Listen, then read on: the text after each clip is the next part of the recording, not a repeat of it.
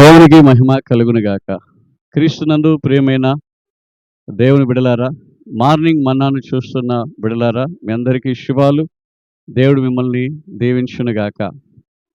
మత్తయి సువార్త 1వ అధ్యాయం 22వ వచనములో ఇమ్మానుయేలు దేవుడు మనకు తోడై ఉన్నాడు.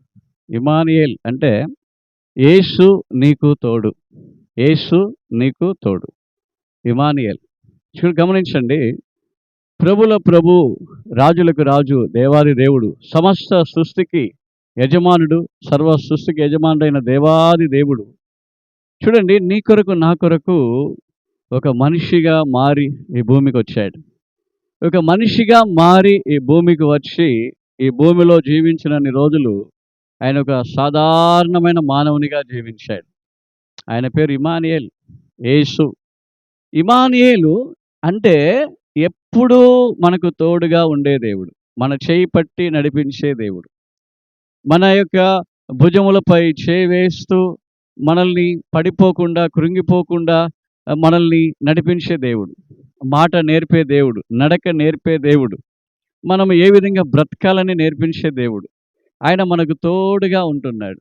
నిజమండి, ఆయన దేవుడు మనకు తోడుగా ఉంటూ ఒక మనిషి ఇంకొక మనిషితో మాట్లాడినట్లుగా, ఒక స్నేహితుడు తన స్నేహితునితో మాట్లాడినట్లుగా ఈ ఇమ్మానుయేలు దేవుడు నీతో నాతో మాట్లాడుతూ నడిపిస్తూ ఉన్నాడు.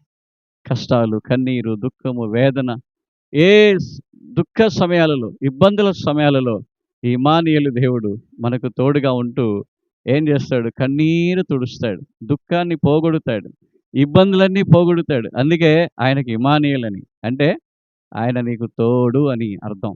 కాబట్టి ఆ ప్రభుల ప్రభు నీకును నాకును ఎల్లప్పుడూ తోడుగా ఉండాలి. ప్రియ దేవుని బిడ్డ, ఆ దేవుడు నీకు నాకు తోడుగా ఉంటే కష్టాలు, కన్నీరు, దుఃఖము, వేదన ఏది రాకుండా, వచ్చినా కానీ వాటిలో నుంచి తప్పించుకొని వెళ్ళడానికి ప్రభు మనకు ఒక చక్కని మార్గాన్ని చూపిస్తాడు. ఎందుకంటే ఆ కష్టాలలో కూడా యేసు ఇమ్మానుయేలు నీకు తోడై ఉంటాడు. కష్టాలలో నిన్ను విడిచిపెట్టాడు. నువ్వు కష్టపడేటప్పుడు విడిచిపెట్టాడు. ఇమ్మానుయేలు కష్టాలలో నీకు తోడుగా ఉంటాడు, నష్టాలలో నీకు తోడుగా ఉంటాడు, ఆశీర్వాదంలో నీకు తోడుగా ఉంటాడు, అభివృద్ధిలో నీకు తోడుగా ఉంటాడు, బలహీన సమయాల్లో నీకు తోడుగా ఉంటాడు. నువ్వు బలపరచబడ్డప్పుడు తోడుగా ఉంటాడు, నువ్వు బలవంతునిగా ఉన్నప్పుడు తోడుగా ఉంటాడు, బలహీనునిగా ఉన్నను తోడుగా ఉంటాడు. ఎందుకంటే ఆయన పేరే ఇమ్మానుయేలు. కాబట్టి ఇమ్మానుయేలు అనుదినము నీకును నాకును తోడుగా వస్తాడు. నిశ్చయముగా ఆయనను పిలిచిన వారికి అందరికీ అతి సమీపంలో ఉండి, ఆయనకు సమర్పించుకున్న వారికి అందరికీ అతి సమీపంలో ఉండి, ఆయన ఎంతమందికి కావాలో అంతమందికి సమీపముగా ఉండి ఇమ్మానుయేలు వారిని అద్భుతంగా నడిపిస్తాడు.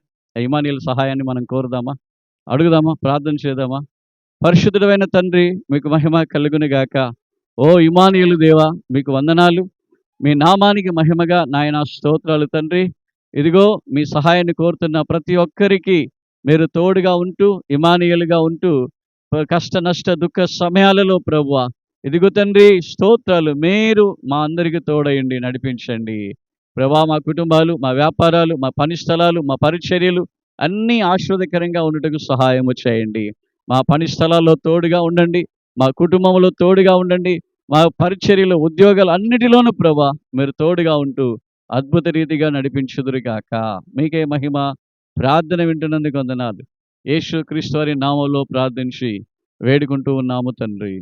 ఆమేన్, ఆమేన్.